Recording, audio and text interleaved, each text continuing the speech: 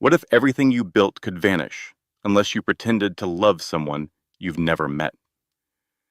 The golden haze of sunset cast long shadows across Manhattan's skyline. From the 41st floor of the Sterling Heights building, one man stood on the edge of a decision that could cost him everything, or give him more than he ever imagined. The office was sleek, quiet, an empire of steel and glass perched above New York City.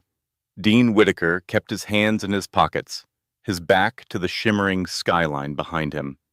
He faced three board members seated around the marble conference table, the air between them laced with quiet tension. "The Matsuda partnership is nearly sealed," noted Evelyn Cross, her manicured fingers tapping a slow rhythm on her crystal water glass. "But there's one recurring issue." Dean lifted an eyebrow. "Your personal life," interjected Walter Green, the most senior among them, or rather, the glaring absence of one. Dean's jaw tensed.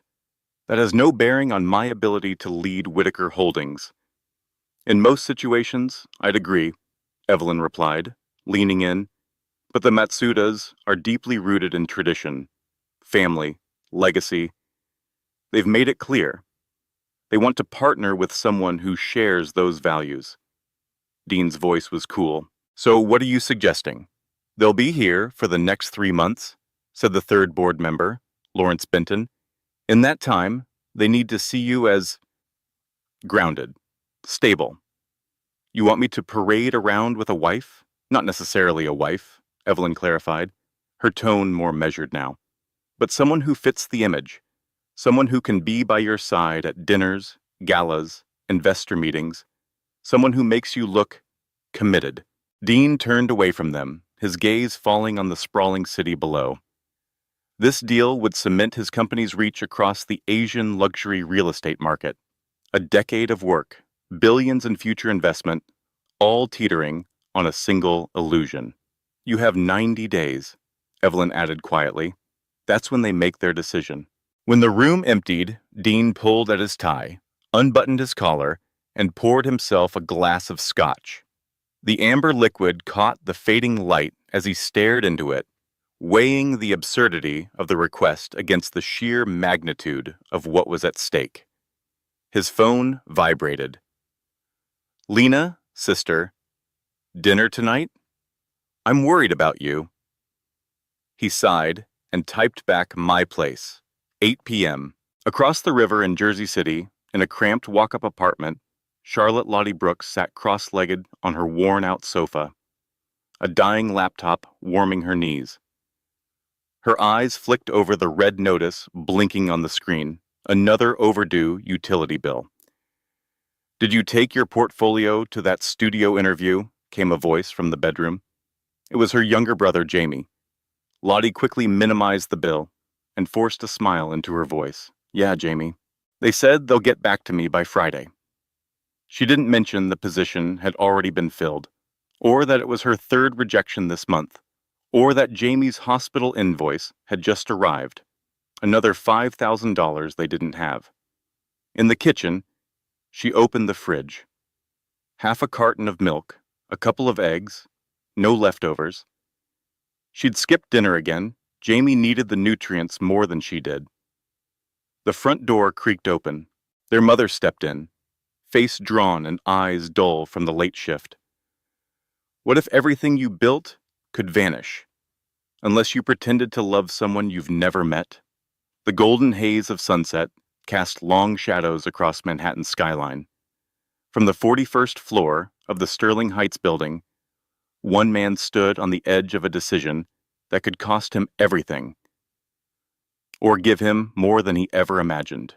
After a grueling double shift at the county hospital, Marie Brooks set her worn leather purse down on the counter, rubbing her temples.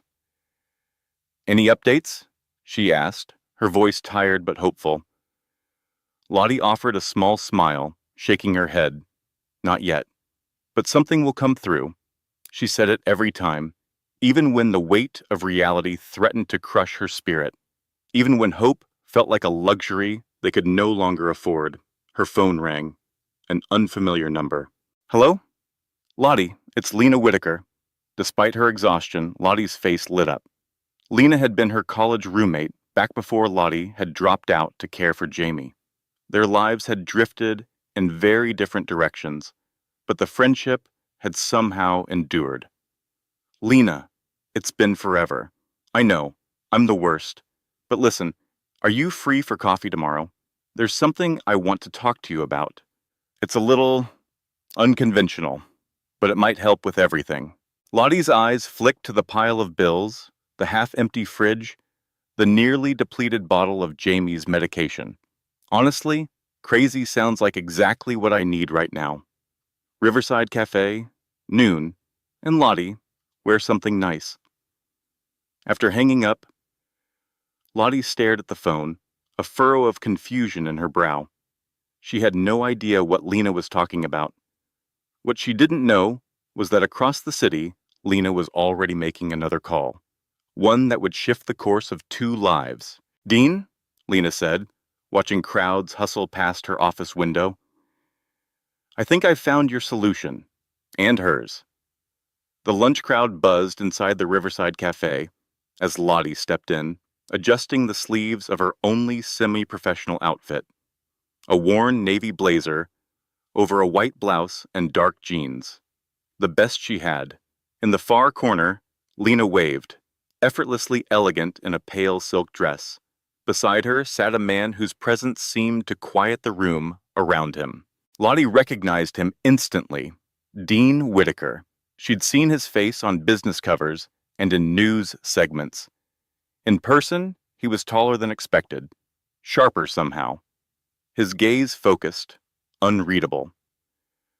Lottie, Lena stood, wrapping her in a warm hug. You look beautiful. Thanks for the polite lie, Lottie chuckled softly. This is literally what I wore to your graduation. Dean didn't smile. He stood and extended his hand. Charlotte Brooks, he said. It wasn't a question. Just Lottie, she corrected, shaking his hand. His grip was firm. All business. Please. He gestured to the chair across from him. She sat, suddenly aware of how out of place she looked, beside his tailored charcoal gray suit, one sleeve of which probably cost more than her rent. I'll get straight to it, Dean said once their drinks arrived. I need a wife, Lottie blinked. I'm sorry, what? A temporary wife, he clarified. For 90 days. It's for a business arrangement, Lena jumped in quickly. Dean needs to appear settled. For cultural reasons, for optics, it's all for show. Lottie waited for the punchline. When none came, she gave a shaky laugh. And you thought of me because you need money, Dean said, his voice cool and direct, and I'm offering a generous payment in return for discretion and dedication. Her amusement vanished. Lottie turned to Lena, hurt flickering in her eyes. Lena looked guilty. I told him about Jamie's condition, Lena admitted quietly, and everything you've been dealing with. You had no right. Lottie's voice tightened. No, she didn't, Dean said, cutting in, but I'm glad she did. I need someone intelligent, reliable, and believable. Lena believes that's you. Their food arrived, but Lottie had already lost her appetite. So, let me get this straight, she said, her voice steadying. You want me to pretend to be your devoted wife? For 3 months? Yes. In exchange for 500,000. The number settled between them like a thunderclap. Lottie's mind reeled. Jamie's treatments, their mother's fatigue, the unpaid rent, the gnawing fear of being swallowed whole by life. She looked Dean in the eyes. What exactly would this arrangement require of me? What exactly does this arrangement involve? Lottie asked, her voice steadier than she felt. Dean folded his hands, calm and composed. You would move into my penthouse, attend events with me, be seen in public, appear to be in a committed relationship. Behind closed doors, we live separate lives. I have no intention of complicating this with entanglements. Lottie raised an eyebrow. Entanglements? Emotional or physical involvement, he clarified, his expression unreadable. This is strictly business. I see. She pushed her salad around the plate. And what's my story? How does a billionaire CEO fall for a broke designer from Jersey City? Something flickered behind his eyes. Irritation, maybe? You're Lena's former roommate. We met at one of her gallery events 6 months ago. We've been dating quietly since. Recently, we decided to get married. It's simple. Clean. Lottie nodded slowly. And after the 90 days? We divorce. Quietly. You sign a non-disclosure agreement. You keep the money. You return to your life. She leaned back, studying him. Why me? Surely there are professionals, actresses, models even. I don't know, escorts, who do this sort of thing. I considered that, Dean admitted. But the Matsudas are observant. They'd see through a performance. You, on the other hand, have genuine ties to my life through Lena.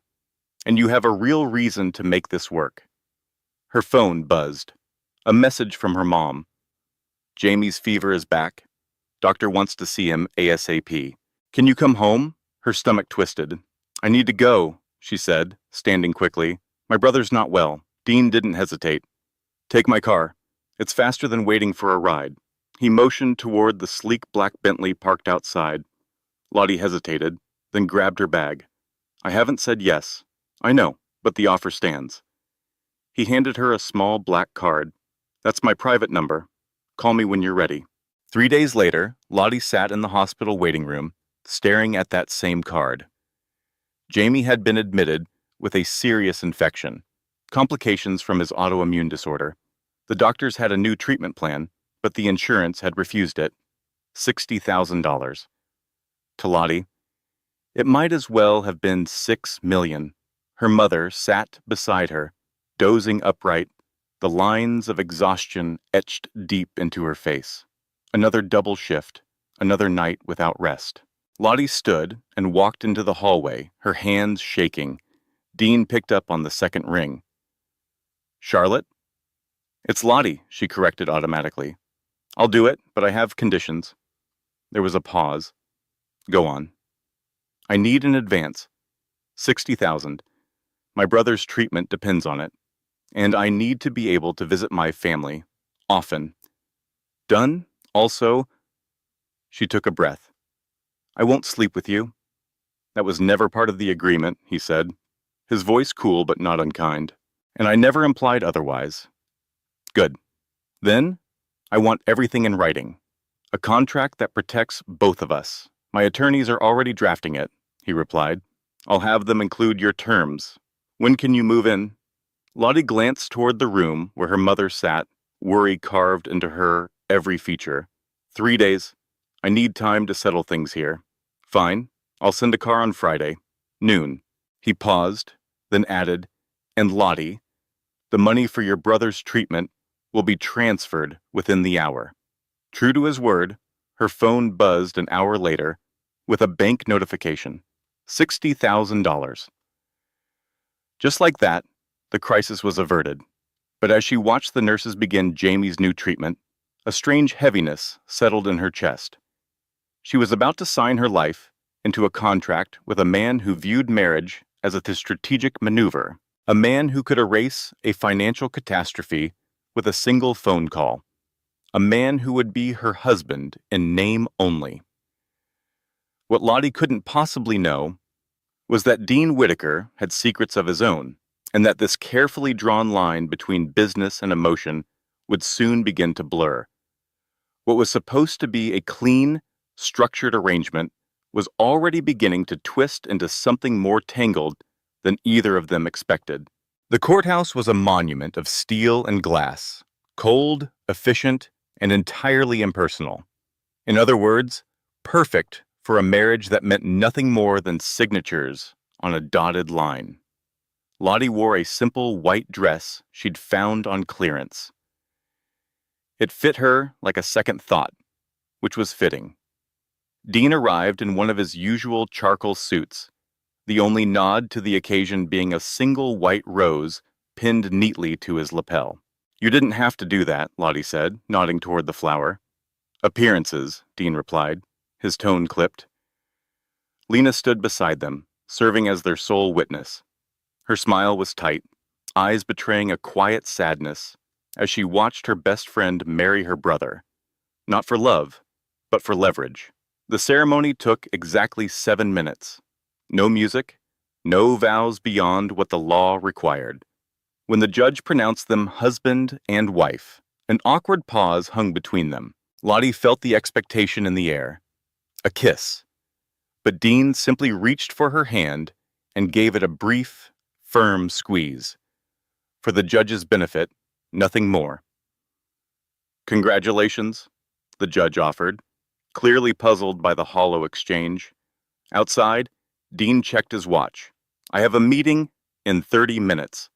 The movers should have delivered your belongings to the penthouse by now. Lena will take you there. That's it? Lottie asked, eyebrows raised. We just got married and you're off to a meeting? Something that might have been amusement tugged briefly at the corner of his mouth. Would you prefer a reception? No, I just... She stopped herself. Never mind. Go. Dean gave a brief nod to his sister, then walked toward his waiting black car without looking back. He's not always like this, Lena said gently, watching him disappear down the steps. Well, no, he is, but there's more to him than you see. I don't need to see more, Lottie replied. This is a contract, not a relationship. The elevator to Dean's penthouse required a fingerprint and a key code. Lena helped program both for Lottie. When the doors opened directly into the apartment, Lottie stood frozen. The space was massive. Walls of glass, polished stone floors, and minimalist decor in shades of charcoal, white, and silver. It looked more like a magazine spread than a home. This is where I'm supposed to live for 3 months, she whispered. The master suite is that way, Lena said, pointing down the hall. But Dean had the guest room set up for you. He thought you'd be more comfortable with your own space. Lottie nodded, strangely relieved. Your things should already be in there. The staff usually unpacks everything. The staff? She echoed. There's Mrs. Winters. She oversees the household. A chef comes in 3 times a week, and there's a cleaning service on Tuesdays and Fridays. Lottie let out a nervous laugh. Of course there is. After Lena left, Lottie wandered the penthouse, slowly taking it all in. Her bedroom was larger than her entire old apartment. The bathroom had a shower the size of a walk-in closet and a bathtub that looked like a private spa. Her belongings had been neatly placed, her few clothes hung in a walk-in closet that could have fit a small family, her books arranged on a low shelf, her laptop open and waiting on a sleek desk by the window. Her old sketchbooks and battered art supplies looked completely out of place in the pristine setting. A soft knock startled her. An older woman with silver hair and warm eyes stood in the doorway. Mrs. Brooks? She said with a gentle smile. Lottie stepped forward. Just Lottie, please. I'm Mrs. Winters. I manage the household. Nice to meet you, Lottie said. I prepared a light dinner in case you're hungry. Mr. Whitaker called to say he'll be home around 9. Thank you. But you really don't have to wait on me. I can handle myself. It's no trouble. It's my job. Mrs. Winters paused, then added softly, if I may say so. It's nice to have someone here again. It's nice, Mrs. Winters said softly before leaving for the night, to have someone else in this apartment. It gets rather quiet with just Mr. Whitaker. When she was gone, Lottie wandered into the sleek, polished kitchen where a plate had been left out for her. Perfectly cooked salmon, roasted potatoes, and asparagus, still warm. She ate standing up, gazing out at the endless grid of Manhattan lights, feeling like an imposter in a life that wasn't hers. At exactly 9:07 p.m., Dean walked in. Lottie was curled up on the oversized living room sofa, sketchbook in her lap, pencil dancing across the page as she captured the city skyline from memory. You're still awake, Dean said, loosening his tie. She closed her sketchbook and looked up. I wanted to talk about how this is going to work. Day to day, I mean. He walked to the bar and poured himself a drink. Would you like one? No, thanks. Dean took a seat in the armchair opposite her. The Matsudas arrive next week. Before that, we need to establish our public dynamic. Appearances, events. I've arranged for us to be seen together at several key places dinner, at Alinea tomorrow, the Symphony on Thursday, and the Northwestern Memorial Charity Gala on Saturday. Lottie perked up. Northwestern? My mom works there. I know, Dean replied. That's why I chose it. It lends credibility, our connection to a cause linked to your family. She blinked, surprised by his awareness, by the precision of his choices. Calculated or not, it felt thoughtful. What about during the day? She asked. I can't just sit around doing nothing. You're free to continue your freelance work, as long as it fits our arrangement. I've had the second bedroom set up as a home office for you. Lottie stared. You did? Lena mentioned you're a graphic designer. I assumed you'd need a workspace. Again, his consideration caught her off guard. Thank you, she said quietly. That's, unexpectedly kind. Dean shrugged. It's practical. You'll be more convincing as my wife if you're not miserable. Right, she said, standing. Practical. She turned toward the hallway. I should get some sleep. Big day tomorrow, pretending to be madly in love with you. A flicker of amusement passed through his expression. I'm told I grow on people. Like a fungus, she replied without thinking. To her surprise, Dean laughed, a short, genuine sound that softened his whole face. In that moment, he looked years younger, almost approachable. Good night, Lottie, he said, still faintly smiling. Good night, husband, she replied, testing the word on her tongue. Something shifted in his eyes. Brief, unreadable, before the cool mask of professionalism slid back into place. The next morning, Dean was already gone. A handwritten note sat on the kitchen counter. Back at 7 for dinner. Reservations at 8. Lottie spent the day familiarizing herself with the penthouse. Her new office was a dream, outfitted with a high-end computer, a digital drawing tablet, and software she never could have afforded. It felt surreal. At 6:30, she was finishing her makeup when her phone rang. It was Jamie. How's the palace? He teased, his voice stronger than it had been in weeks. Ridiculous, Lottie admitted, lowering her voice even though she was alone. The bathroom's bigger than our old apartment. And the billionaire husband? She paused. Cold, efficient. Exactly what you'd expect. Mom still thinks you've completely lost your mind. Maybe I have. Jamie's voice turned serious. Lottie, are you sure about this? Living with a stranger? Pretending to be married? I'm sure about getting you better, she said without hesitation. Everything else is just temporary. After they hung up, Lottie slipped into the only nice dress she owned, a deep green silk one that Lena had helped her choose for job interviews. Simple, but elegant. It made her feel like someone who belonged. When she stepped into the living room, Dean was already waiting. He turned, and for the first time, his composure faltered. His eyes widened slightly, just for a moment. Dean's gaze moved slowly, from Lottie's face to the curve of her dress and back again. You look, he began, then cleared his throat. That color suits you. Thanks, she said, suddenly aware of every inch of silk brushing her skin. Is it appropriate for Alinea? It's perfect. He reached into his coat pocket and pulled out a small velvet box. But you should wear this.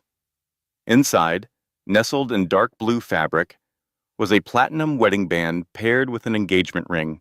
A single diamond glittered, throwing prisms of light in every direction. Wow, Lottie whispered.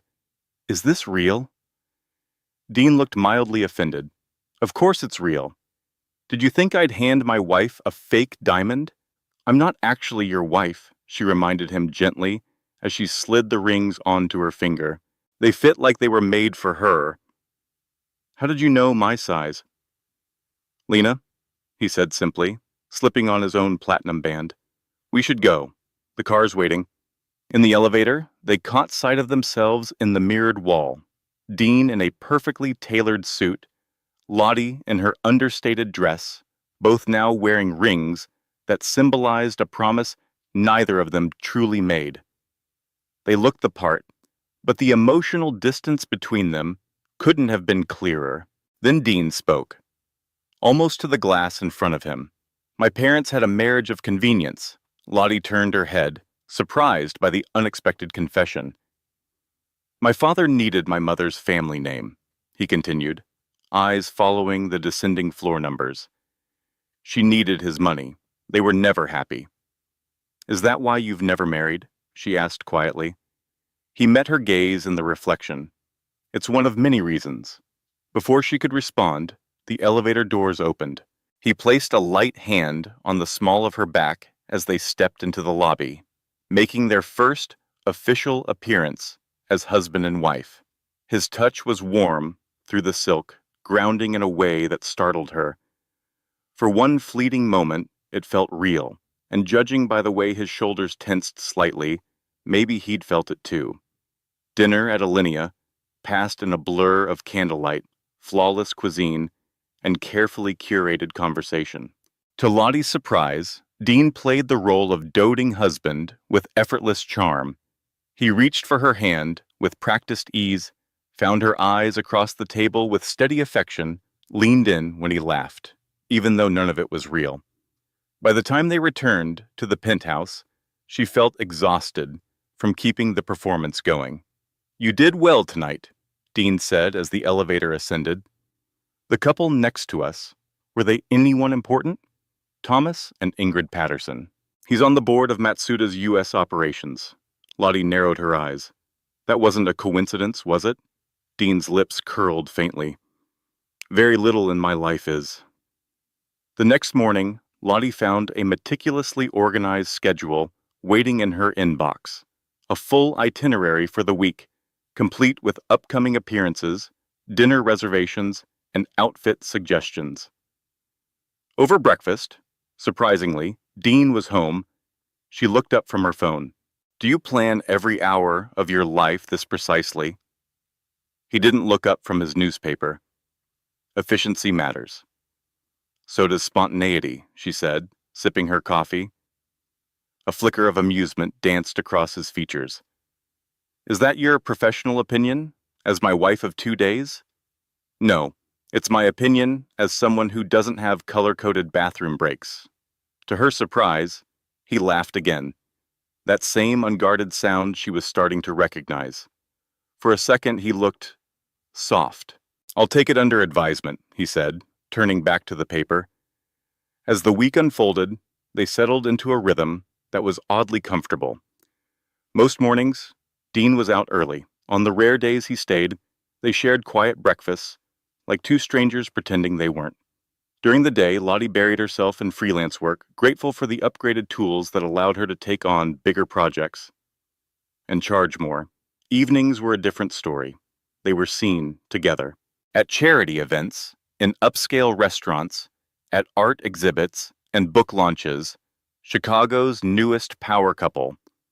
They posed for photos, answered questions with synchronized smiles, and left just the right impression everywhere they went. But behind closed doors, when the dresses came off and the suits were hung up, they returned to their separate lives, separate rooms, separate hearts.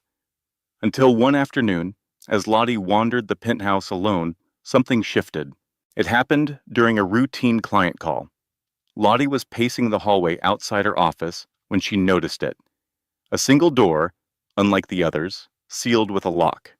Sleek, silver, and out of place in a home where everything else was open and pristine. Curiosity piqued. She mentioned it later that day while chatting with Mrs. Winters. That's Mr. Whitaker's private room, the housekeeper said, her tone respectful but firm. No one goes in there, not even me. That night, as they sat in the living room, going over their event schedule, Lottie couldn't help herself. What's behind the locked door down the hall? Dean stiffened. Nothing important. It must be something, she said, trying to sound light, if it's the only locked door in the entire penthouse. It's private, he said, his tone clipped. Lottie raised her hands in surrender. Got it. Sorry I asked. The next day, Lottie came back early from a coffee meeting, the apartment quiet as ever, until she noticed it. A thin line of water trickling out from beneath the mysterious door. Her stomach dropped. Without hesitation, she called Dean. I need the key to your private room, she said as soon as he answered. There's water coming from under the door. There was a pause, then Dean cursed under his breath. Top drawer of my desk. Right side. She found it and rushed back. The moment the door clicked open, a wave of paint and linseed oil hit her senses. Inside, water from a burst pipe had sprayed across what was unmistakably an art studio. The room was flooded with natural light. Canvases lined the walls, landscapes, abstracts, portraits in varying stages of completion. An easel stood in the center, a large painting half covered by a cloth. Lottie shut off the valve under the sink and grabbed every towel she could find. Most of the artwork had been spared, but a few drops had splashed onto the canvas at the center. As she gently dabbed at it, the edge of the cloth slipped. Her breath caught. It was a portrait of a woman with warm eyes and a gentle smile. Familiar. She'd seen that face before, framed on the walls of Lena's apartment, Dean's mother. But this painting, it wasn't just realistic. It was intimate, personal. It radiated affection. What are you doing? Lottie spun around.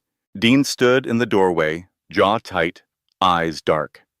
I was trying to save your paintings, she said quickly. The pipe, it burst. I didn't know. His eyes fell to the uncovered portrait, then back to her. You should have waited. Let me handle it. So everything could get ruined? She shot back, motioning to the soaked floor. I was helping. Dean stepped into the room, eyes scanning the damage. He moved toward the portrait, his fingers hovering just above the canvas without touching it. Is it okay? Lottie asked softly. He exhaled. Yes. You did the right thing. The words seemed to cost him. I didn't know you painted. Few people do. His voice had tightened again. It's not something I share. You should. These are beautiful. He looked at her, surprised. They're amateur at best. They're honest, she countered, especially that one. Her eyes returned to the portrait. Your mother? He nodded once. She passed when I was 16. I'm sorry, she said quietly. My dad died when I was 19. It changes you. Something in Dean's face softened, an unspoken recognition passing between them. Yes, he said quietly. It does. They stood in silence, surrounded by the scent of paint and the sound of water dripping softly into soaked towels. It was the first real moment they'd shared that hadn't been scripted. The hospital charity gala loomed on the calendar, an event Lottie had been quietly dreading. Not just because her mother would be there, but because it would be her first real appearance as Mrs. Whitaker. I have nothing to wear, she told Lena over a whispered phone call. My one good dress isn't gala material. Check your closet again, Lena replied, her tone suspiciously cheerful. Later that evening, Lottie noticed a garment bag hanging where there hadn't been one before. Inside was a midnight blue gown, shimmering with delicate beading. Matching heels and a sleek clutch completed the look. Pinned to the hanger was a small note. For appearances, the dress fit like it had been made for her, hugging curves she usually hid, flowing in a way that made her feel radiant.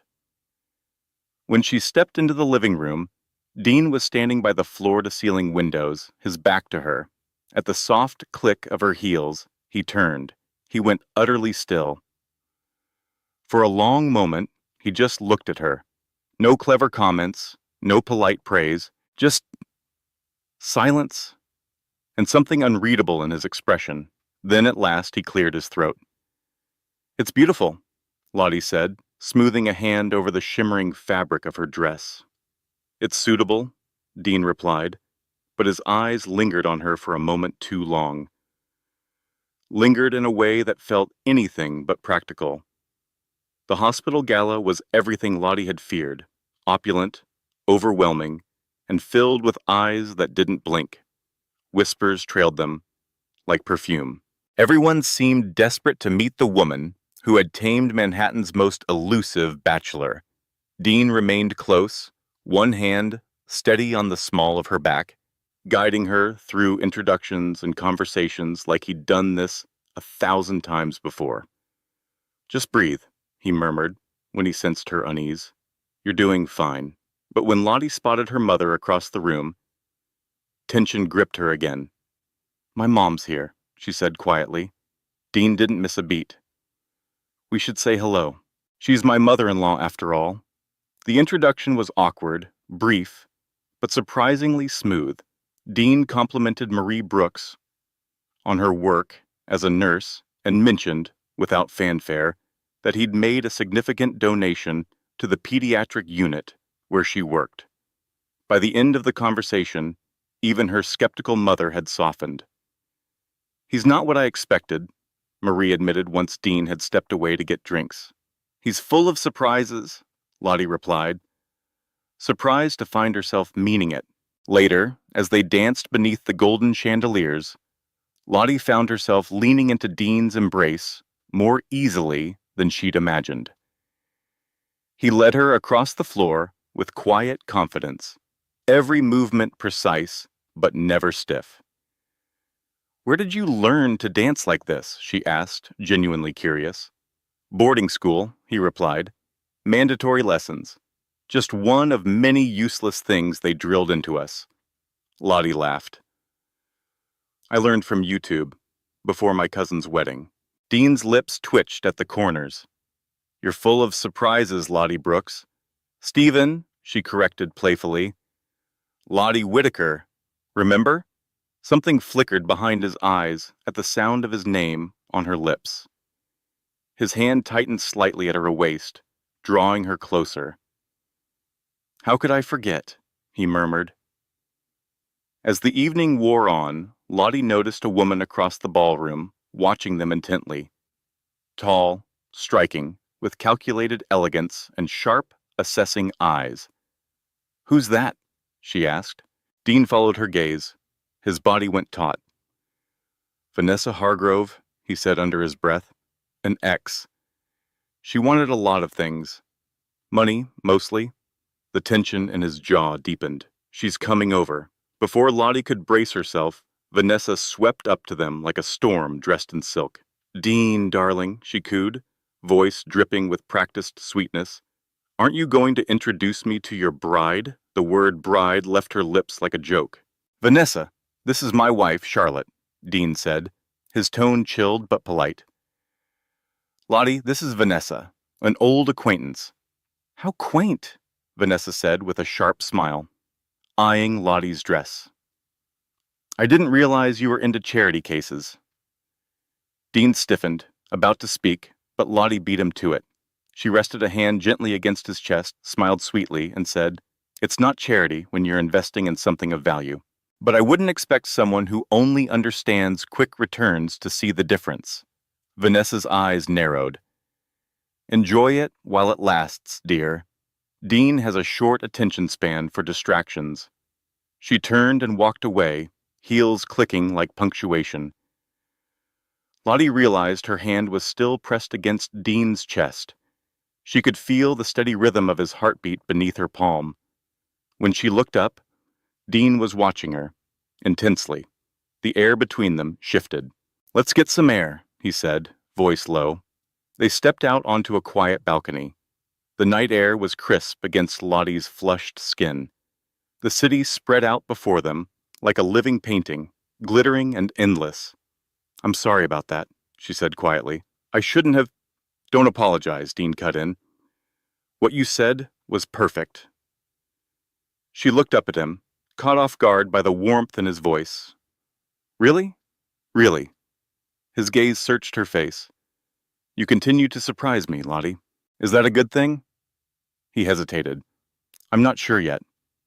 They stood close, the muffled sounds of the gala fading behind them. Lottie was acutely aware of everything. His nearness, the soft scent of his cologne, the faint rise and fall of his breath. And for the first time, pretending didn't feel like pretending anymore. Dean's eyes kept flicking down to her lips. We should go back inside, Lottie whispered, but she didn't move. We should, he agreed, yet took a step closer.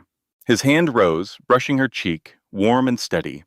Lottie knew she should pull away. This wasn't part of the agreement. This wasn't written into any contract. But when Dean's lips met hers, gentle, searching, she responded without thinking. Her hands slid up to his shoulders. Grounding herself in the solid warmth of him, the kiss deepened. No longer tentative, but real. Unfiltered, undeniable. It was nothing like the poised affection they'd rehearsed for cameras. This was raw, unscripted, and dangerously intoxicating. When they finally pulled apart, breathless and wide-eyed, silence bloomed between them, stunned, fragile, and full of questions neither dared speak aloud. The ride home was quiet. Tension crackled in the air like static. Lottie stared out the car window, her mind looping the kiss again and again. It had been her first real kiss in years, and by far the most affecting. Dean sat beside her, outwardly composed, except for the tightness in his jaw and the restless tapping of his fingers on his knee. As the car pulled up to their building, he finally broke the silence. We should talk about what happened. Lottie nodded, unable to trust her voice. Inside the penthouse, she kicked off her heels. Dean loosened his tie. The small, domestic gestures felt strangely intimate in the echo of everything that had just happened. Would you like a drink? He asked. Please. He poured them both a glass of whiskey. Lottie took a sip, letting the burn anchor her. Dean spoke first, his voice carefully neutral. About the kiss, it wasn't planned. That's one word for it, Lottie replied, her tone wry but soft. I apologize if I overstepped. She looked up at him. Did you mean it? The kiss? He hesitated. Rare for him. I'm not sure what I meant. That's not an answer. It's the truth. He set his glass down. This arrangement, it's becoming complicated. Lottie laughed gently. You think? A small smile touched his lips, then faded. We agreed to keep things professional. We did, she agreed quietly. But that was before. Before what? Before I knew you, she said, her voice barely above a whisper. The real you. Not just the CEO of Whitaker Holdings. Dean looked away, visibly unsettled by the depth in her words. You don't know me, Lottie. I know you paint portraits of your mother with reverence, she said. I know you're kind to Mrs. Winters when you think no one's watching. I know you made a huge donation to my mother's hospital wing without telling me. She took another sip of whiskey, gaze steady. I'm starting to see past the facade, Dean. He was quiet for a long beat. And what do you see? I see someone who's been hurt. Someone who hides behind contracts and schedules because feelings are messy. Because control feels safer than vulnerability. His expression hardened. That's presumptuous. Am I wrong? Instead of answering, he asked, What about you? What are you hiding behind this arrangement? The question hit harder than she expected. Lottie stared into her glass, the liquid swirling like the thoughts in her head. Finally, she spoke. Security, she said, a chance to help my family without drowning in debt. But also, she drew a breath. Maybe I'm hiding from relationships too. Dean's eyes never left her. And what exactly would you need to hide from? Lottie shifted, setting down her drink. The conversation had grown too heavy to bear while standing. She moved to the sofa, tucked her legs beneath her. A moment later, Dean joined her, leaving a careful space between them. I've never been good at relationships, she admitted. Between taking care of Jamie and working 2 or 3 jobs at a time, I never had time for anything else. The few dates I went on, they didn't get it. They didn't understand why I couldn't just drop everything to go away for a weekend, why my family always came first. Dean's voice was low, but certain. That's their failure, not yours. That's on them, Dean said quietly. Lottie looked up, surprised by his unwavering defense. Maybe, she murmured, but after a while, it just felt easier not to try. You've never had a serious relationship? He asked gently. She shook her head, tracing the pattern on the sofa with her finger, avoiding his gaze. I've never really had much of any relationship, to be honest. Silence settled between them again. When Dean finally spoke, his voice was cautious. Lottie, are you saying you're inexperienced? She gave a small, almost amused laugh. That's one way to put it. Dean's eyes searched hers. How inexperienced? She met his gaze directly. Completely. I'm a virgin, Dean. His expression shifted, his brows lifting in surprise. Real surprise. More than she'd ever seen from him. I see, he said after a beat. Is that a problem? No, he said quickly. Not at all. I'm just surprised. It's the 21st century and, well, who waits anymore? Right, she said, attempting to keep her voice light. Dean's eyes softened. You're beautiful, intelligent, compassionate. I just assumed men would be lining up for your attention. The compliment, spoken so matter-of-factly, sent heat rushing to her cheeks. Well, they weren't, she said, and then life got complicated, and it just never happened. He was quiet for a long time. Thank you, he said finally, for telling me. I thought you should know, she shrugged, after the kiss. It seemed relevant. It changes things, Dean admitted. Why? We agreed this isn't a real relationship. Dean ran a hand through his hair, a rare gesture that revealed just how uncertain he felt. It changes things, he repeated, because I want to kiss you again. And that wasn't supposed to happen. His honesty hung in the air between them, vulnerable and unguarded. Oh, Lottie said softly. Dean's voice tightened. Your first time shouldn't be with someone who's paying you to pretend to be his wife. You deserve better than that. She looked at him, quiet but firm. Shouldn't that be my decision? Dean stood abruptly. It's late. We should get some rest. Lottie watched him retreat toward the hallway, confusion twisting in her chest. Dean. He paused, his back to her, but didn't turn. The kiss? She said, I don't regret it. His shoulders tensed, but he said nothing more. Good night, Lottie, he said at last and disappeared down the hall. The next morning, Lottie woke to an empty penthouse. A note on the kitchen counter informed her that Dean had early meetings and wouldn't be back until late. It was short, formal, distant. A sharp contrast to the honesty they'd shared the night before. She spent the day working on a new design project, doing her best to focus, but her mind kept drifting back to Dean, to what he'd said, and to what he hadn't. When her phone rang and Lena's name appeared, she picked up immediately, grateful for the distraction. How's married life? Lena asked. Complicated, Lottie admitted. Uh-oh? What happened? Lottie hesitated. We kissed. At the gala. Was it part of the act? No. It was real. There was a long pause. And how do you feel about that? Confused? Nervous? Lottie sighed. I told him I've never been with anyone. How did he take it? He said it changes things. That I deserve better than whatever this is. That sounds like Dean, Lena said gently. He has this protective streak. Always has. I don't need his protection, Lottie said. I need... She trailed off, uncertain. What do you need, Lottie? I don't know anymore, she whispered. After hanging up, Lottie tried to get back to work, but her thoughts refused to settle back. Eventually, they led her to Dean's studio. The door was unlocked now.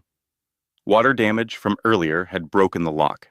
Inside, the air still smelled faintly of paint and turpentine. A new canvas stood on the easel. It was barely more than a sketch, rough and unfinished.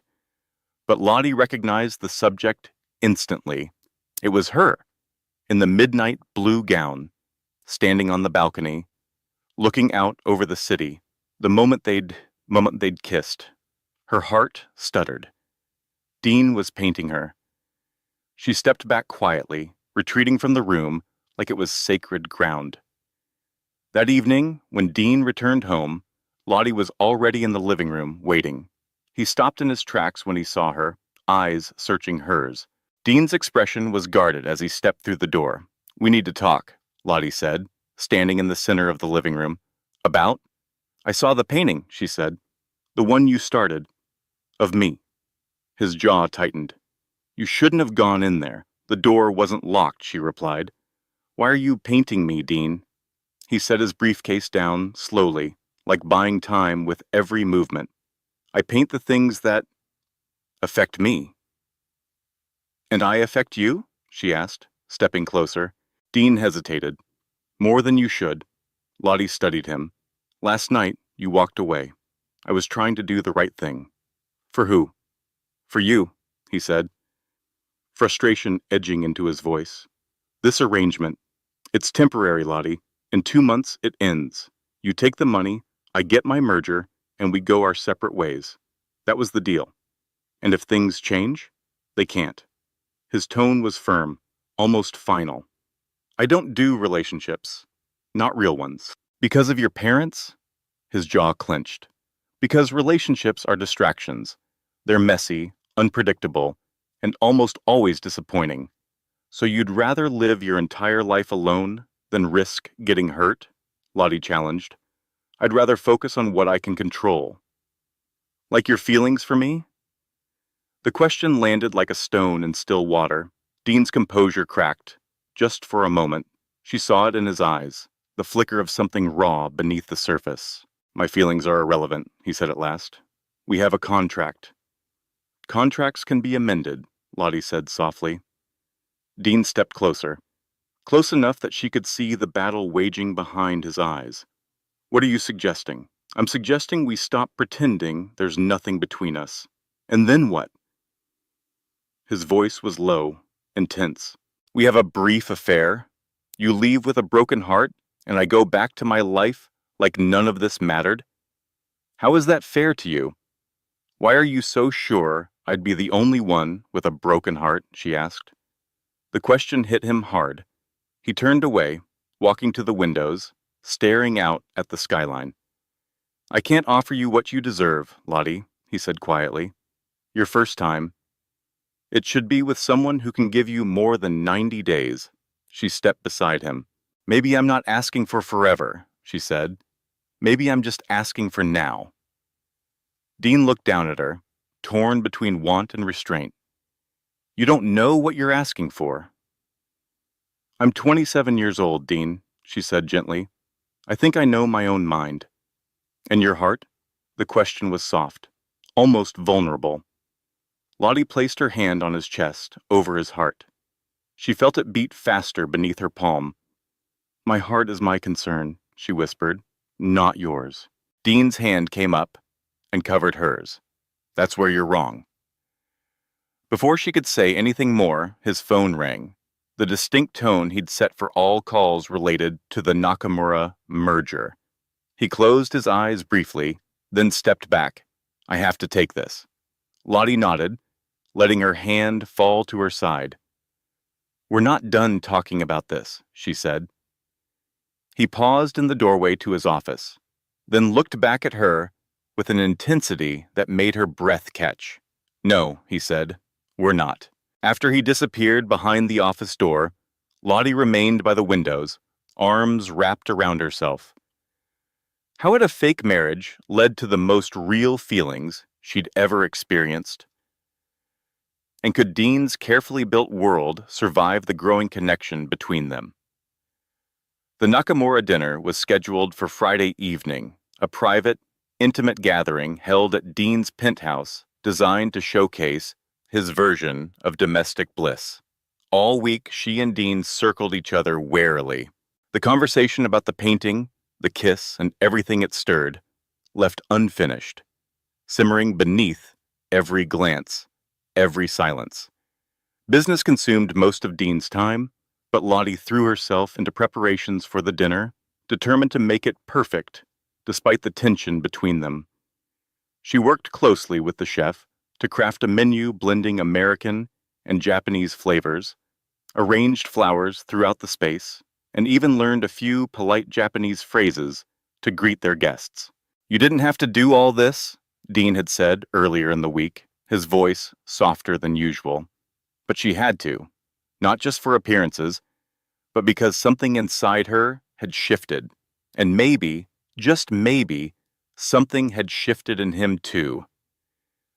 "You didn't have to go to such lengths," Dean said softly, finding Lottie reviewing the place settings on Thursday evening. "I want to help you succeed," she replied simply. "That's why I'm here, isn't it?" Something flickered in his eyes, disappointment maybe, or doubt. "Yes," he said after a pause. "I suppose it is." On Friday morning, Lottie opened her bedroom door to find a small velvet box placed neatly on the floor. Inside was a delicate pearl necklace. Simple, elegant, and understated. A folded note lay atop it. "For tonight, thank you for your efforts." The gesture touched her more than it should have. As she fastened the necklace around her neck, admiring how it rested against her collarbone, her phone rang. It was Jamie's doctor. With news that made her heart leap, the latest test results were in. The new treatment was working better than expected. Elated, Lottie rushed down the hallway to share the news with Dean. She approached his office door, slightly ajar, and stopped when she heard his voice, low and tense. "This isn't the time, Vanessa." Lottie froze. "I understand your position," Dean continued, calm but clipped. "But my decision is final." A pause. "My marriage is not your concern." Another pause. "No. That's not possible." Lottie knew she should walk away, but her feet remained planted. "What we had is in the past," Dean said. "I've moved on." Longer silence. "I can't deny that," he added, voice softer now. "But it doesn't change anything." Her stomach dropped. What couldn't he deny? "That's fine. Monday at 2, my office. Not here." His tone turned cold. "After that, we're done. For good. The last time? For what?" Lottie stepped back from the door, her joy about Jamie's news evaporating. The pearl necklace around her neck now felt heavy, unearned. The Nakamura dinner began at 7 sharp. The penthouse shimmered with candlelight and soft instrumental music. Lottie played her part with grace, the picture-perfect wife, offering warmth where Dean brought strength. She spoke just enough, laughed at the right moments, and even presented the Nakamuras with a hand-illustrated thank you card written in careful Japanese. Mr. Nakamura smiled broadly as he read it. "Your wife is a treasure, Mr. Whitaker," he said as the evening wound down. "You are a fortunate man." Dean's hand slipped to Lottie's waist with practiced ease. "I know," he said, glancing at her. "She reminds me every day." When the guests had gone, Lottie headed straight for the kitchen and began gathering dishes, needing something, anything, to keep her hands busy. "Leave that for the staff," Dean said gently. "You were remarkable tonight." "Thank you," she replied, her voice cool, distant. Dean frowned. "Is something wrong?" "No," she said, stacking another plate. "Everything's fine." "Lottie, it's not." He stepped forward, taking the plates from her hands and setting them aside. "Talk to me." "I heard you," she said at last. "This morning. On the phone. With Vanessa." Dean's jaw tensed. You were eavesdropping? I was coming to tell you about Jamie's test results. Your door was open. Her eyes met his. Steady, unforgiving. You're meeting her on Monday. For business, Dean said immediately. Her father is a minority investor in one of my subsidiaries. It sounded personal to me, Lottie said, voice soft but pointed. You said you couldn't deny something after she brought up your feelings. Realization dawned in Dean's expression. That's not what happened. It doesn't matter, she said, stepping back. Our arrangement doesn't include explanations about your personal life. It does when you're making assumptions that affect this, us. We don't have an us, Dean, Lottie said, the words stinging even as she said them. We have a contract. Dean's jaw clenched. Is that really what you think? After everything? I think I was foolish to forget what this really is. She reached up, unclasped the necklace, and set it gently on the counter. Thank you for the loan. It served its purpose. The moment felt final. Lottie turned to leave, but Dean reached for her arm. Lottie, wait. Let go, Dean. Not until you listen, he said, his voice tight, almost desperate. Vanessa called to try to restart something. She found out about our marriage and didn't believe it was real. Lottie gave a bitter smile. Smart woman. She said if I didn't still have feelings for her, I would have moved on years ago. His grip gentled. What I couldn't deny was that I haven't been in a real relationship since her. But I told her I've moved on. Because I have. Lottie wanted to believe him, but fear stood between them like a wall. It doesn't matter, she said, voice quiet. This isn't real, remember? Isn't it? Dean asked, his tone sharp with emotion. The contract may be artificial, but what's happening between us, it's not. Nothing is happening between us, Lottie replied, yanking her arm free. Nothing can happen. You made that very clear. Hurt flickered in Dean's expression before it vanished behind that carefully practiced mask. Fine, he said. If that's what you want to believe. It's what you established from the beginning, she reminded him, her voice rising. No emotional entanglements. Remember? Things change. Not for men like you, she snapped, sharper than she meant to be. You've spent your whole life avoiding real connection. Why would I be any different? Dean stepped back, as if her words had physically struck him. You're right, he said, voice turning cold. This was a mistake. The ice in his tone cut deeper than she expected. Her chest ached, but her pride held her firm. I'm glad we agree on something, she said, and turned away. She closed her bedroom door behind her, leaning against it as the tears threatened to spill. She'd been foolish. Foolish to believe any of it could ever become real. Foolish to think that Dean Whitaker could ever care for someone like her. The weekend passed in silence. Dean buried himself in work, barely present. Lottie spent time at her mother's house, helping with chores, checking on Jamie.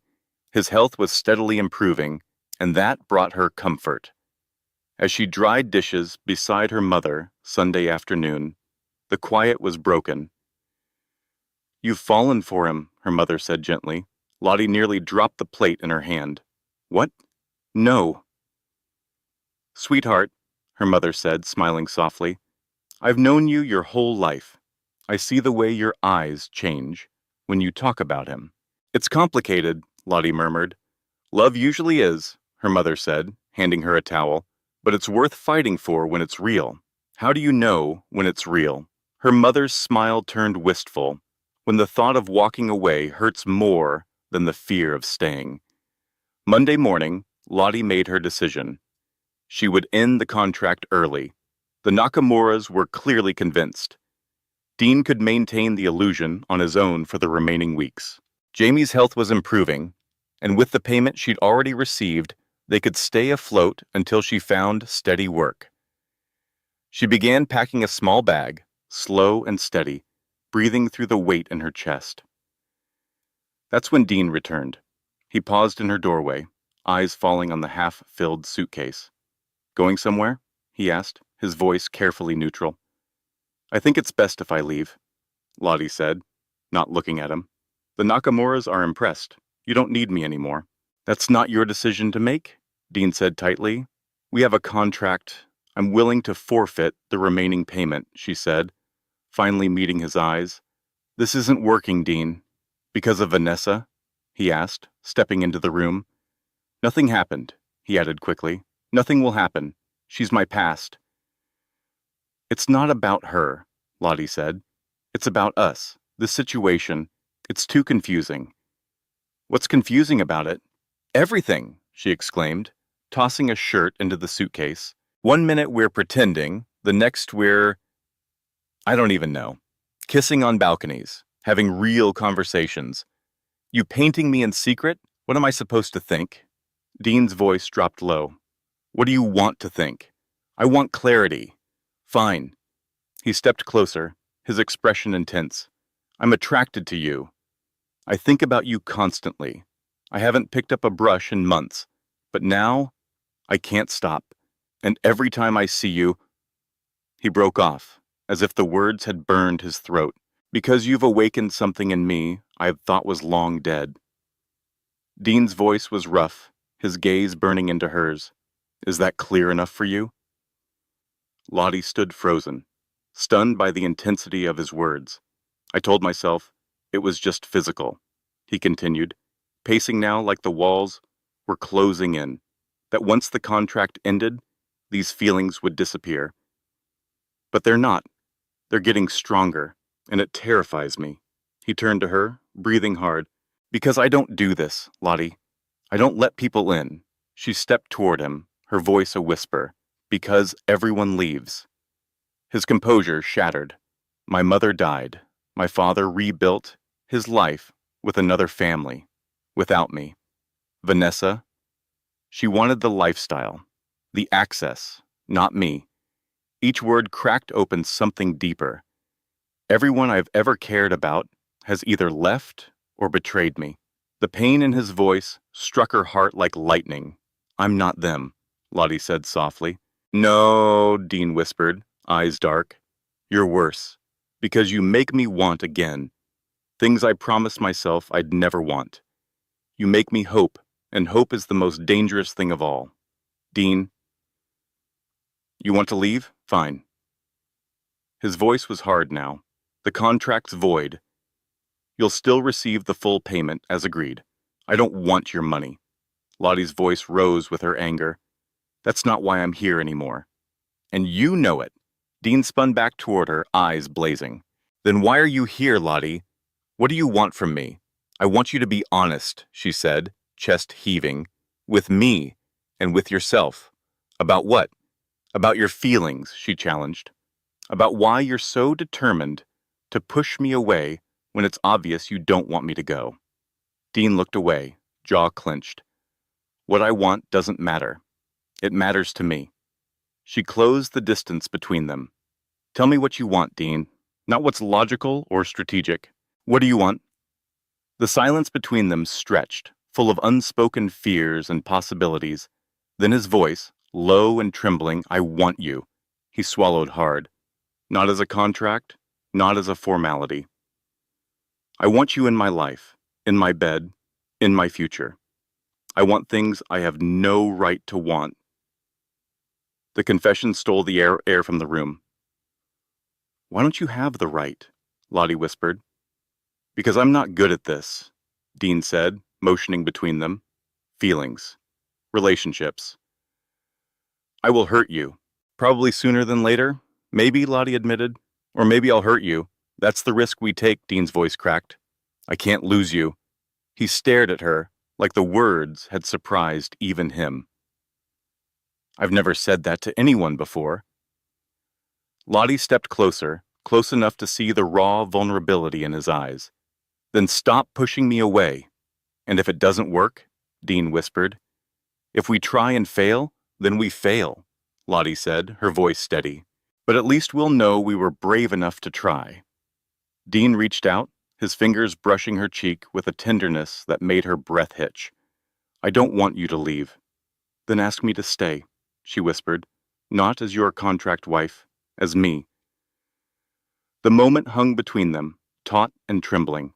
Every wall Dean had so carefully built over the years trembled under the weight of this truth, this woman. Finally he spoke, barely audible. "Stay, please." And with that single word, everything changed. The contract, the pretense, the carefully measured distance, all of it fell away, leaving behind only two people, vulnerable, scared, and completely open to something real. Despite Dean's plea, Lottie knew they both needed space to absorb the weight of what had just passed between them. Walls that had stood for years couldn't be torn down in a single night, and she needed time to be with her family, to think, to breathe. "I need to visit home for a few days," she told him the next morning. "Jamie has a follow-up appointment, and I promised I'd be there."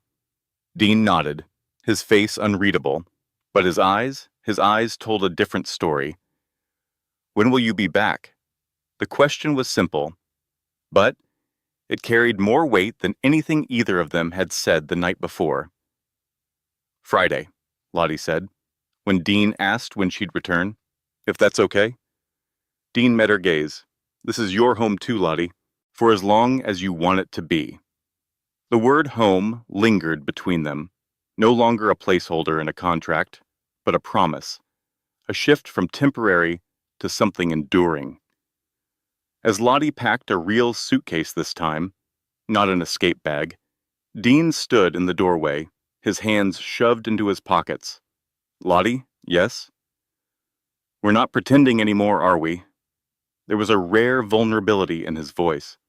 Lottie looked up, catching the flicker of fear beneath his calm exterior. "No," she said gently. "We're not." He gave a small nod, both relieved and terrified. "Safe travels," he whispered. The first day without her, Dean buried himself in work. Back-to-back meetings, endless calls, anything to avoid thinking too much or feeling too much.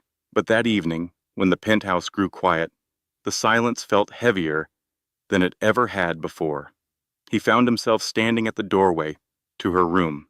It still smelled like her, something light and floral that reminded him of mornings in the kitchen, of her teasing him over how seriously he made his coffee, of her laughter cutting through the stillness. Sketches were still pinned to the corkboard. A half-read novel rested on the nightstand. A cardigan lay draped across the chair like she might come back at any moment. He sat on the edge of her bed, heart tight. 3 weeks ago, he wouldn't have noticed the absence of sound in the apartment. Now, it felt wrong. His phone buzzed. A message from Lena. "How's it going with Lottie?"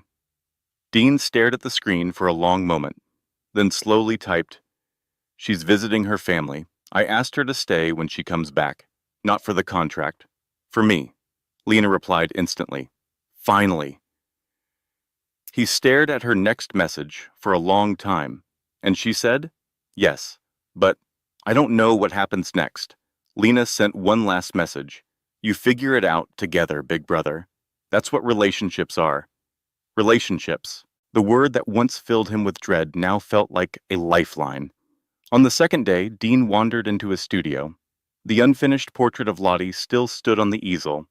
He stared at it for a long time, then picked up his brush. For hours he painted, losing himself in the curve of her smile, the exact shade of her eyes. He painted not just her features, but what he saw in her, the quiet strength behind her kindness, the warmth that filled a room without trying. When he finally stepped back, he was stunned. It wasn't just a painting, it was her. Not just how she looked, but how she made him feel. That night, he called her. "Is everything okay?" she asked, concern laced in her voice. "Yes," he said. "I just wanted to hear your voice." It was such a simple thing, but it meant everything. "Oh," Lottie said softly, "I'm glad you did." They talked for nearly an hour about Jamie's appointment, about a freelance project she was working on, about nothing and everything. When they finally said goodnight, Dean leaned back in his chair and realized He hadn't felt that kind of peace in years. By the third day, there was no denying it. He missed her. He missed the way she left her sketchbooks everywhere, the way she rolled her eyes when he stuck to his rigid routines, her laugh, her presence. He found himself in his father's old study, a room he rarely entered. In the desk drawer, beneath old correspondence and dusty folders, was a small velvet box. Inside it, his mother's engagement ring, an emerald, framed by 2 diamonds, simple, elegant. She had left it to him with a note for when you find someone who makes your heart feel like home. Dean had always believed he'd never use it. Now, he wasn't so sure. That evening, he called Lena and asked if she'd meet him for dinner. "You're in love with her," she said the moment she saw him. Dean didn't deny it. He didn't need to. "You love her?" Lena said the moment she sat down across from Dean. He didn't deny it. "I don't know how to do this, Lena," he admitted. "How to be what she needs." "Maybe you already are," she replied gently. Lena reached across the table, squeezing his hand. "Lottie doesn't want perfect, Dean. She just wants real." Dean let out a breath. "I've spent my entire adult life avoiding real. Then it's time to stop running," she smiled. "Tell her the truth. All of it." Friday arrived, and Dean found himself checking the clock every 10 minutes. Lottie had texted that she'd be back around 6. By 5:30, he was pacing the living room, running through every version of what he wanted to say. At exactly 6:03, the elevator doors opened, and there she was. She looked tired, but happy. Her smile widened when her eyes found his. "You're here," she said softly. "I half expected you to be buried in emails." "I cleared my schedule," Dean said, stepping forward. "I wanted to be home when you got back." The honesty in his voice made her pause. She set her bag down gently. "Thank you." A silence settled between them, weighted with everything they hadn't yet said. "How's Jamie?" Dean asked finally. "Better," her face lit up. "The doctor says the treatment's working faster than they expected. He might be in full remission by Christmas." Dean smiled. "That's incredible." "It is." She took a breath. "Dean, while I was gone, I did a lot of thinking." "Me too," he said quietly, cutting in. "And there are things I need to tell you. Things I should have said weeks ago." She followed him to the sofa. They sat facing each other, close, but not yet touching. "My parents' marriage wasn't just convenient," Dean began. "It was toxic." His voice was steady but tight. "My father was cold. Everything was a transaction. Everything had to serve a purpose. My mother, she was artistic, emotional. She tried to make it work, but he crushed her little by little." Lottie sat still, listening. "When I was 16, she got sick. Cancer. My father had already moved on. He was living with his secretary before she even passed." His voice cracked ever so slightly.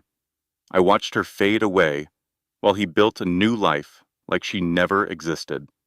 And I told myself I'd never be like him, that I'd never use people, never discard them when they stopped being useful." "You're not like him," Lottie said gently. "But I was," Dean countered. "At least at the beginning, with you." He looked down. "This whole arrangement started as a means to an end. I told myself that's all it was, that you were part of the deal. We both entered it willingly," Lottie reminded him. "I needed help as much as you needed a wife. But somewhere along the way," he said, meeting her eyes, "it stopped being about the deal. You became real, and that terrified me." She said nothing, but her hand inched slightly closer to his on the cushion between them. "I've spent my whole adult life making sure I didn't need anyone, that no one could leave me because I never let them close enough in the first place. But now, I need you." Dean swallowed. "The penthouse felt wrong without you. It's not home anymore unless you're in it." Lottie's eyes glistened. "Let me finish," Dean added gently, voice trembling. "I'm not good at this. Opening up, being vulnerable, But I want to try, with you. He took her hand, not because of a contract, not for appearances, but because you make me want to be better. You make me want things I never thought I could have. What kinds of things? She asked, her voice barely a whisper. He smiled softly, his thumb brushing over hers. Connection, trust, partnership, a real marriage, someday, if that's something you might want too. Tears filled her eyes. I never expected this, Lottie whispered. When I agreed to your contract, neither did I, Dean said. But here we are. Here we are, she echoed, squeezing his hand. I was so afraid, she admitted. Afraid of being hurt. Afraid I'd just be another line item in your life. A transaction. You could never be just business to me, Lottie, he said, his voice raw. Not anymore. Dean reached up, brushing away a tear that had slipped down Lottie's cheek. I don't know how to do this perfectly, he said, his voice low. I'll make mistakes. Probably more than a few. But I want to try, if you'll be patient with me. I don't need perfect, Lottie replied, echoing Lena's words without realizing it. I just need you, the real you, even the parts that are scared and uncertain. Dean pulled her closer, resting his forehead gently against hers. I think I'm falling in love with you, Lottie Brooks, he whispered. And for the first time in my life, that doesn't terrify me.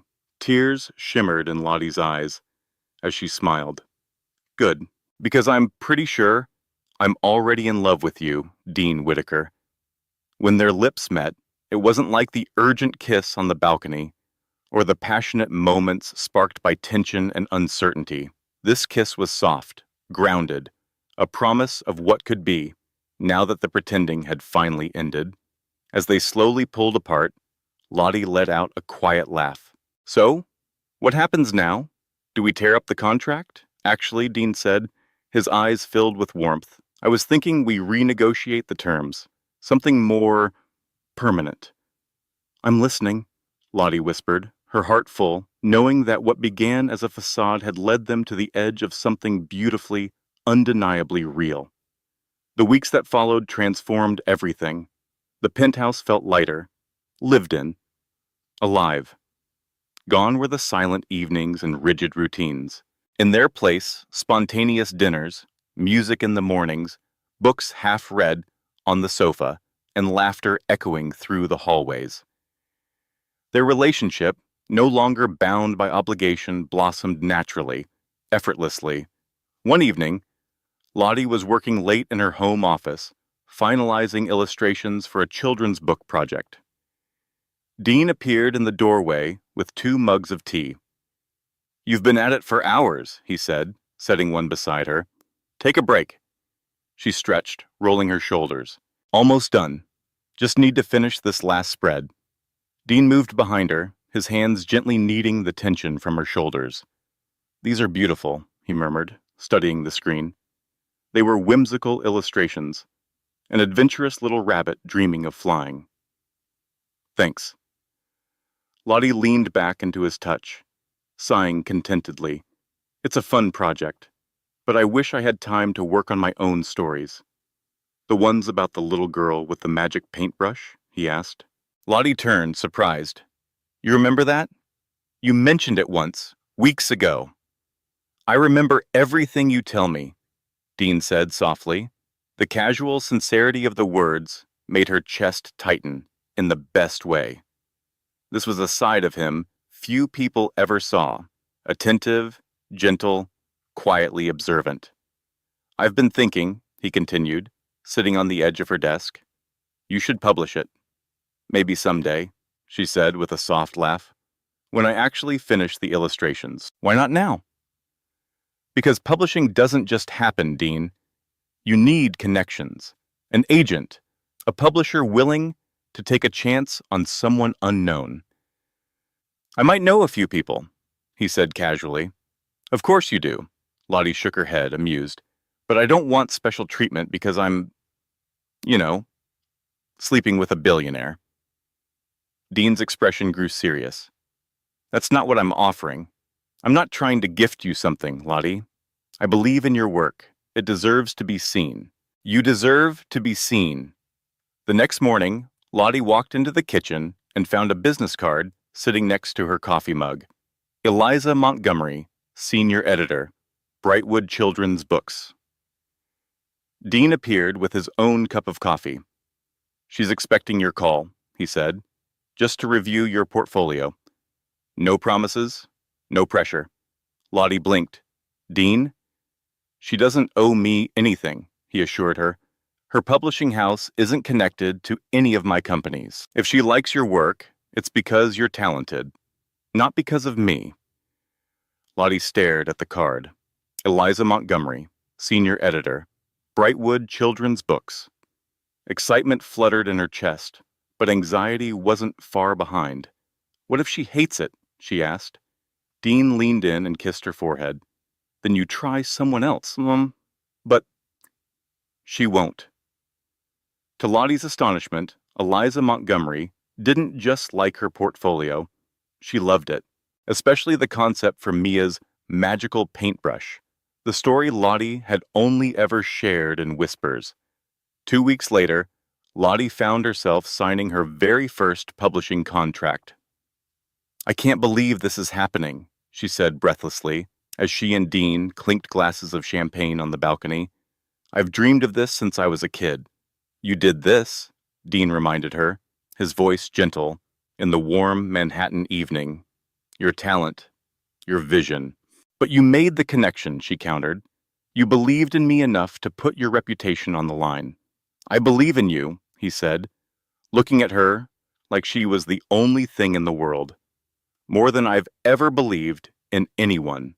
Seeing you succeed, it makes me happier than any business deal I've ever closed.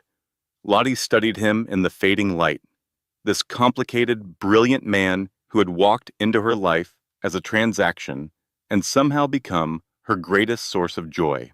You've changed, she observed. Dean raised a brow. Have I?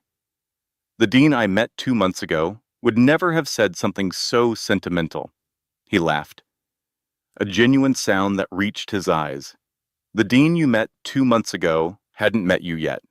Lottie set down her glass and stepped into his arms. I love you, she said. The words fell from her lips like they'd been waiting their whole life to be spoken. No hesitation, no fear. Dean went still, just for a beat. Then his arms tightened around her. For a second, she wondered if she'd said too much, too soon.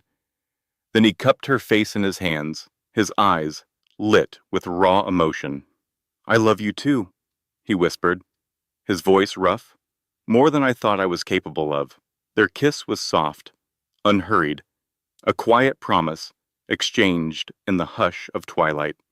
When they pulled apart, Lottie rested her head against his chest, listening to the steady rhythm of his heart. Move into the master bedroom, Dean said suddenly. Lottie looked up at him, startled. With you? No more separate rooms, he said. I've never been more sure of anything. I want to fall asleep next to you, wake up with you. Not just for now, but for as long as you'll have me. That night, as they lay tangled together in what was now their bed, Lottie marveled at how completely her life had changed. From financial desperation to creative success. From loneliness to love. All because she had once agreed to a contract marriage with a man she never expected to care for. Do you believe love can bloom in the most unexpected places? Subscribe to Soul Lux Stories for more heartwarming tales of unexpected love.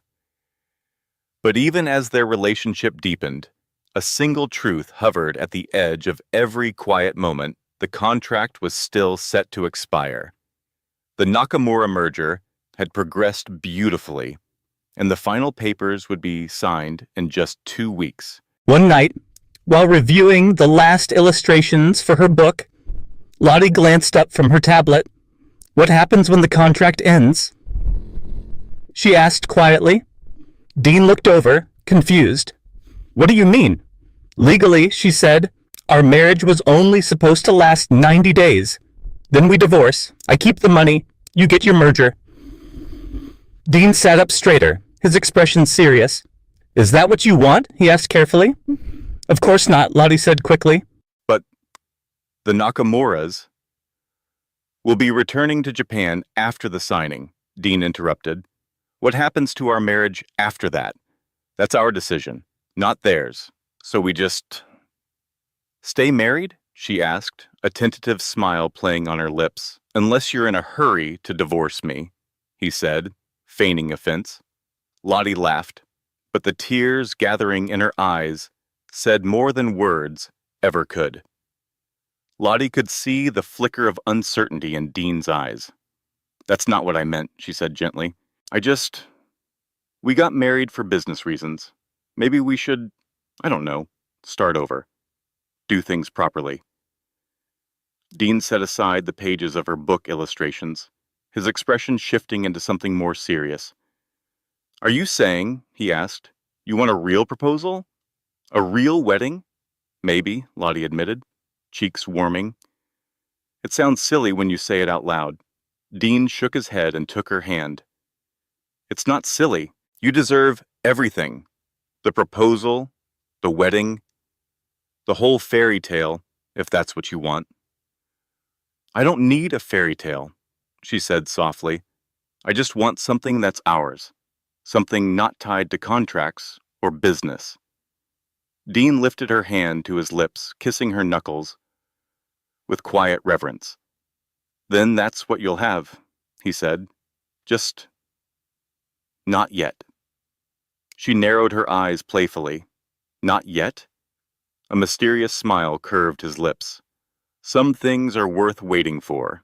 As Lottie returned to her work, a blush still tingling in her cheeks, she couldn't help but wonder what Dean was planning, and whether their once unlikely beginning might truly become the love story she'd never dared to dream. The Nakamura merger was finalized on a crisp November morning, exactly 90 days after Dean and Lottie's courthouse wedding. The signing ceremony was followed by a grand reception held in a glass-walled event space overlooking the East River.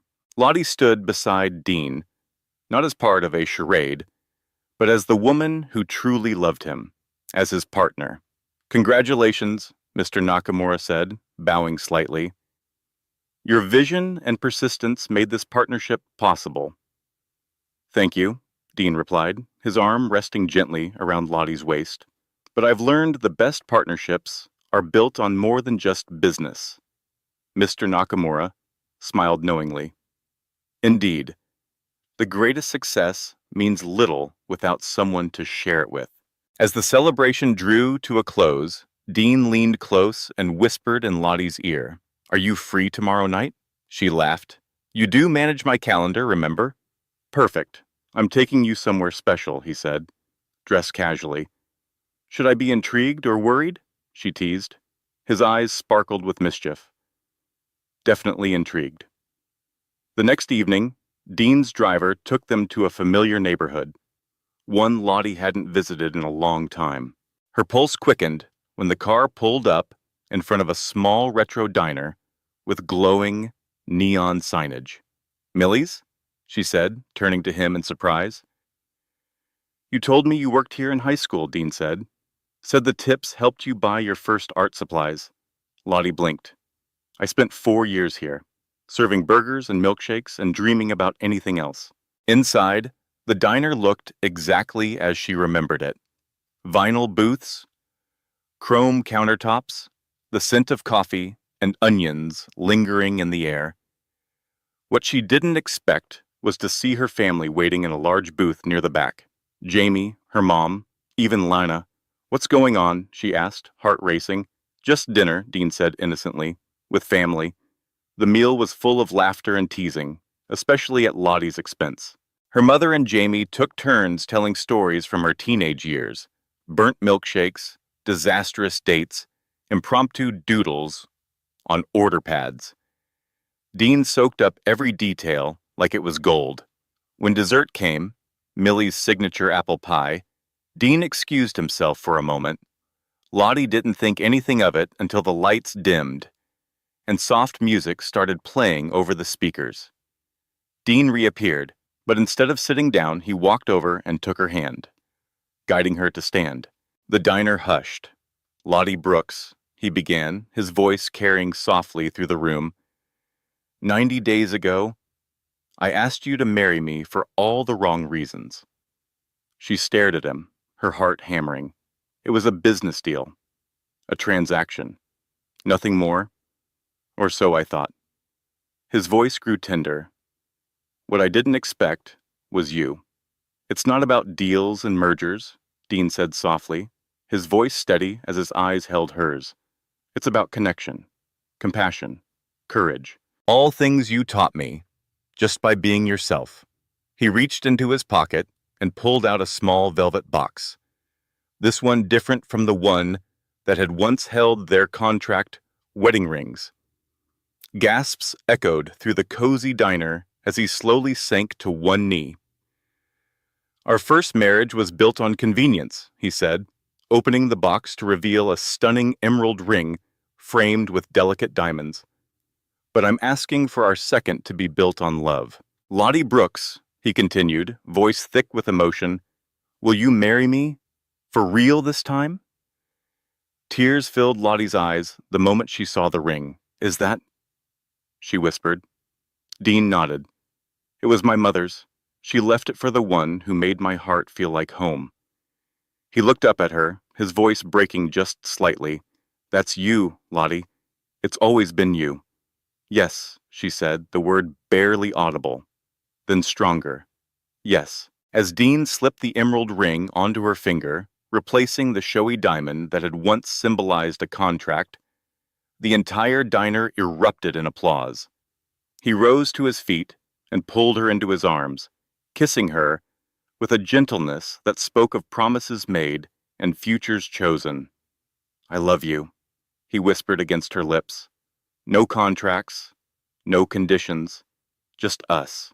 Their second wedding, held 3 months later in the botanical garden where Lottie's father had once proposed to her mother, was everything the first had not been: warm, joyful, honest, surrounded by the people who truly knew and loved them. Dean's vows, spoken with more emotion than anyone had ever seen from him, brought tears to every eye, including Lena's.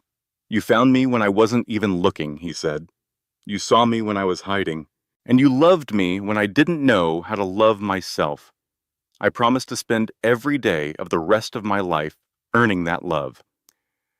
1 year later, the nursery walls were covered in colorful murals, scenes from Mia's magical paintbrush, Lottie's now best-selling children's book. She stood in the doorway, one hand resting on her rounded belly, watching as Dean tried, unsuccessfully, to assemble the crib. "This piece goes here," he muttered, frowning at the instructions. Lottie grinned. "The Billionaire CEO, defeated by baby furniture. Should I call your board of directors?" Dean looked up, grinning. "They wouldn't believe it. According to them, I've gone soft since I got married. Have you?" she asked, joining him on the floor. Dean set the instructions aside and placed his hand gently over hers on her stomach. "Completely," he said, "and I couldn't be happier about it." Just then the baby kicked. They both laughed. "She's strong," Dean said proudly, "like her mom. And stubborn," Lottie added, "like her dad." Dean pulled her gently into his arms, mindful of her growing belly. "Did you ever imagine we'd end up here?" he asked. "When you agreed to my 90-day contract?" "Never," she said, eyes misting. "But I wouldn't change a thing. Not even the part where I was a cold, emotionally unavailable workaholic." Lottie pretended to think. "Well, maybe that part could have been shorter." Dean laughed, the sound lighter, freer than it had ever been. "I love you, Mrs. Whitaker." "And I love you, Mr. Whitaker." She rested her head against his chest, listening to the steady rhythm of his heart. "The contract expired," she murmured, "but we're just getting started." As the afternoon sun poured through the nursery window, casting a warm golden glow across the room they had created for their daughter, Lottie felt the fullness of everything they had built. A marriage born from convenience had become the love story she never dared to hope for, one that would carry on, day by day, moment by moment, long after their original 90 days had passed. And maybe that's what real love is, she thought. Not perfect, not planned, just true,